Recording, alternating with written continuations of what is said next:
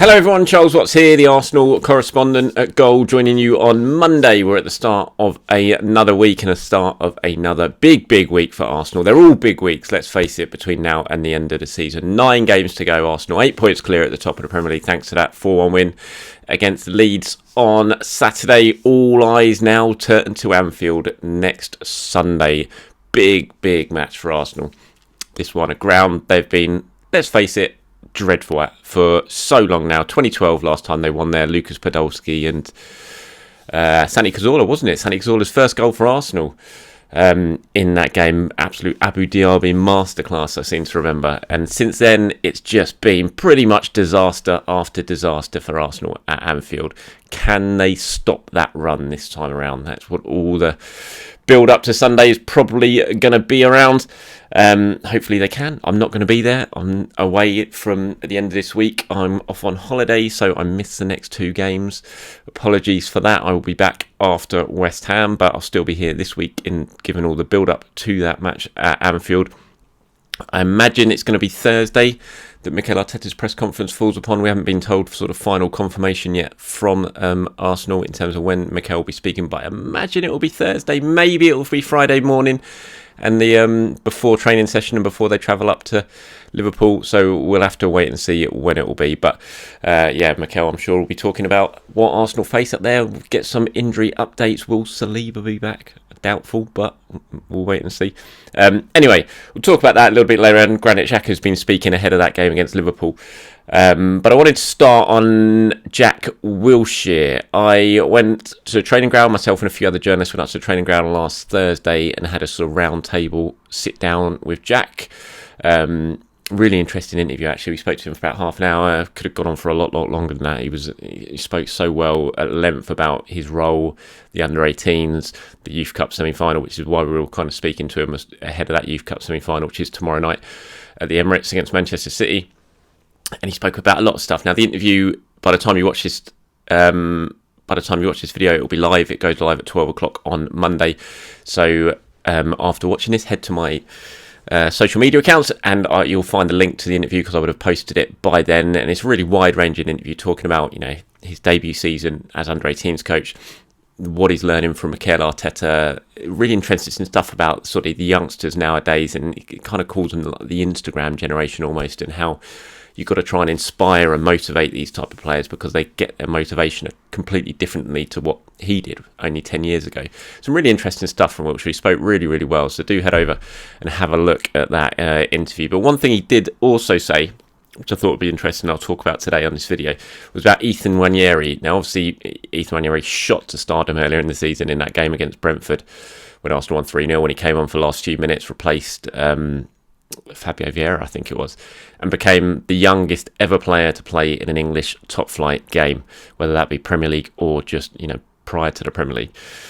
15 years, I did have it written down, I can't remember what it is, like 15 years, 181 days or something like that he was, which is just frankly ridiculous that he's playing a Premier League game.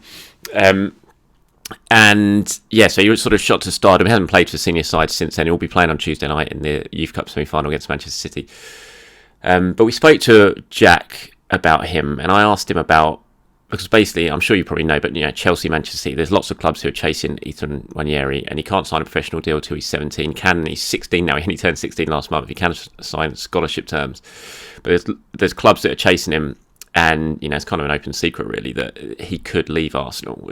We don't know. Hopefully he doesn't, but he could. And there's lots of clubs are trying to get him and lure him away before he signs that first professional contract at 17. And I asked Jack about that, and asked about the situation and what he's been saying to Ethan, if he can say anything to Ethan about it, or at this age, and how tricky a situation it is. And he said, it's what Jack had to say. He said, we all hope he stays because he's an exceptional talent. But as coaches, we don't get involved in that. We don't talk about that. It's one for Mikel or for Per. I think we have to make it clear that we don't talk about that. It's nothing. Our job is to develop Ethan, to help him when he goes to the first team. Now, Nwaneri trained with the first team last week ahead of the game against Leeds. He was one of the players that Mikel sort of brought up to train with the first team. Mikel really likes him. I mean, that's why he played him against Brentford. He gave him his debut. He's seen a lot of him this season. He's trained with the first team a lot, and Mikel really likes him. But there's still a chance that he could go, which will obviously be a big blow. It's just the way it is when it comes to under 18s talent. Before they sign their professional contracts, they are open to getting lured away. Arsenal have done it. Arsenal have signed players because of it and taken advantage of the situation. And this is one situation where maybe someone's going to take advantage of them. And, it's a tough one, but it's just the way of the world. It's competition, and competition is so fierce for top young talent now, especially around London. We saw Arsenal lose Amari Hutchinson last year to Chelsea, which was a bit of a surprise. And so it's something that like Jax has to deal with. It's what the under 18s, it's what Per Mertesacker certainly has to deal with, and the recruitment team have to deal with. And it'll be a big blow, no doubt about it. Arsenal really like Nwaneri. You don't do what they did and throw him into a first team debut without really liking him. You don't train as much for the first team as he does without really liking him. So they're doing their best to keep him. There's no doubt about that, but it is going to be tricky. Jack sort of continued on it. He said, as coaches, that's what we have to focus on with Ethan, just trying to give him the best platform, trying to give him a clear head. He has been exceptional with what he's been doing, how he's managed his school, his GCSEs. He does well at school, by the way, which is important. I know that Per really believes in that. Better people, better players. Obviously, this is a new world for him. People are talking about him on social media. Will he stay? Will he go? To manage that as well and still perform in the Youth Cup is exceptional. Whatever he does, I wish him all the best, and he deserves it because of the sacrifices he has made. And it's a difficult one. You think he's 16, he's not even taking his GCSEs yet. I mean, how mental is that? He's not even taking his GCSEs, and here we are talking about him playing in the Premier League and talking about lots of clubs battling over his signature to sign him. I mean, in your head, that must be so incredibly hard to deal with as such a young boy, basically, not a man, boy. It must be such a hard thing to deal with. And I think that's why Jack Wilshere talks so glowingly about him there, is about how professional he's been in the situation, how he's managed to sort of keep school going well, keep performing well. Like in the Youth Cup run, he scored in the last game against Cambridge at the Emirates. He'll be playing again tomorrow night. He's still performing well for whatever team he's called upon, whether it be the under 18s, whether it be the under 21s, or whether it be the first team when he gets called over for training. So it's going to be interesting to see what happens when Nwaneri. He's only just turned 16 last month, so we'll keep an eye on him, and I'm going to be at the Emirates. I'm looking forward to watching him tomorrow night in that Youth Cup game. And hopefully, fingers crossed, Arsenal can keep. And he's not the only one. There's other players who are very much sort of wanted.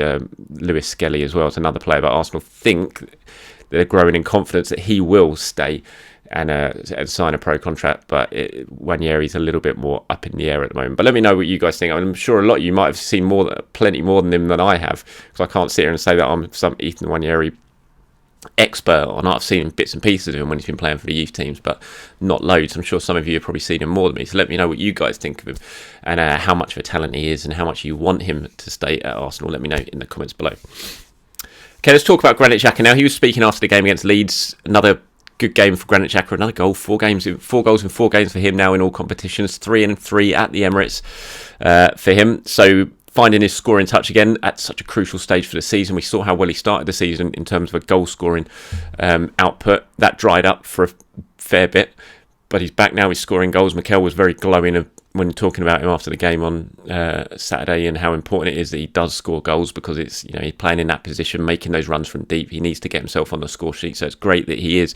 He was talking about the game, and he probably knows more than most when it comes to this Arsenal team at the moment, just how bad things are for Arsenal when they go to Anfield, because he's probably experienced it more than anyone else in this team. Because Rob Holding maybe, I think it's the only Mohamed Elneny, they're the only players who have sort of been around as long as Xhaka has in this Arsenal team, so have experienced as many bad days at Anfield that Xhaka has. He's been speaking ahead of that game about Liverpool. He says, and obviously Liverpool going into it in pretty poor form, certainly away from home they've been dreadful. I thought they were dreadful against Manchester City, as good as City were, and they were very, very good. I thought Liverpool were awful at the weekend, just so open, played into Manchester City's hands, and they've only won 3 away games in the whole Premier League this season, which is remarkable, really. And this is what Granit Xhaka had to say about the Liverpool game. He said, it does not matter how their season is going, they are always a dangerous team at Anfield, a very difficult team to play. But we have confidence enough to win there as well. This is what we will try to do. That's why we are going there. Let's see if we can bring the 3 points back. If I'm honest, we are looking at ourselves, not Manchester City. We have everything in our hands, 9 games to go. Let's say 5 points over City or 8 points with a game played more is most. It is most important what happens in the team, not what anybody else does. Now, I would say this game, and I've said it so many times this season, you almost feel like a broken record. Every time they get to a game, you're like, this is the biggest game of the season. This is the biggest game of the season. But I do think for Arsenal, this one is so monumentally huge this weekend. Just because, not just... Arsenal's form at Anfield is so bad, and they've passed so many obstacles this season. You know, winning at Stamford Bridge, going to Tottenham and winning in a new stadium for the first time. Beating Liverpool at home even was so big because Arsenal have been terrible home and away against Liverpool. They're all these little things they've passed. They've sort of leapt over these obstacles, but this is the big one. Anfield, the ground there, that and Etihad, there's just the two grounds Arsenal are so terrible at. If they could go there to Anfield, no matter how poorly Liverpool have been doing this season, they're still good there. Look, they just hammered Manchester United there. They've beaten City there this season as well. If Arsenal can go there and win, what that would do in terms of the final push over the final 8 games would be so massive. The confidence it would bring, the belief it could bring if they could go there and win for the first time since 2012. You go back to all the recent Arsenal title wins. Think of 2002, the 10 men, Freddie Ljungberg scoring the winner with a 2-1. You think of 2004, Robert Pires curling it in the Invincible season. Well, it was actually 2003 because it was near the start of the season. But Robert Pires with that curler to win the game there 2-0, coming back from 1-0 behind. You go back further than that, Michael Thomas in 1989, the 1991 title season when Paul Merson scored the winner there. Whenever Arsenal go to Anfield and they win, it tends to lead to very big things. So it's just a huge game. It really is. I mean, we'll build up to that more and more as we sort of prepare as we get towards Saturday and go through the week. But yeah, I think it's impossible to play down the significance of this game. I think if Arsenal go to Anfield, win, they've got such a hell of a chance then to go on and win this title. So massive game coming up. Youth Cup tomorrow, I did mention it earlier on, that's why we're speaking to Jack Wilshere, that's why the interview is going out. Get down to the Emirates if you can tomorrow night. It's only £2 I think for concessions, £4 for adults. Really good game. Arsenal under-18s packed full of young talent like Nwaneri, like Lewis Skelly, Amora Cozy-Dubry, loads of good players in that under-18s. They're going to need the support tomorrow against a decent Manchester City team. Had a really good run to the Youth Cup semi-finals. Arsenal haven't won this competition since 2009 when Jack Wilshere was a player. Now he's trying to win the competition as a manager as well. So please do get yourself down the Emirates tomorrow if you are free and you can do it, because it's going to be a really good game. Decent support going to be there, and it'd be great to have a really good atmosphere to cheer on the young Arsenal players. I will be at that game. I'll be doing player ratings and things like that, so keep your eyes peeled. If you can't make it, keep your eyes peeled to my social media, because I'll be doing updates live from the press box. Before I go, Nuno Tavares, remember him? Having a good season. Well, having a decent season, sort of up and down a little bit, typical Tavares. With Marseille, he's in the headlines at the moment. Had a bit of sort of falling out with the manager, Igor Tudor, over at Marseille. Got booted out of a training session because not working hard enough. Basically, he did come back into the team though and started the game against Montpellier.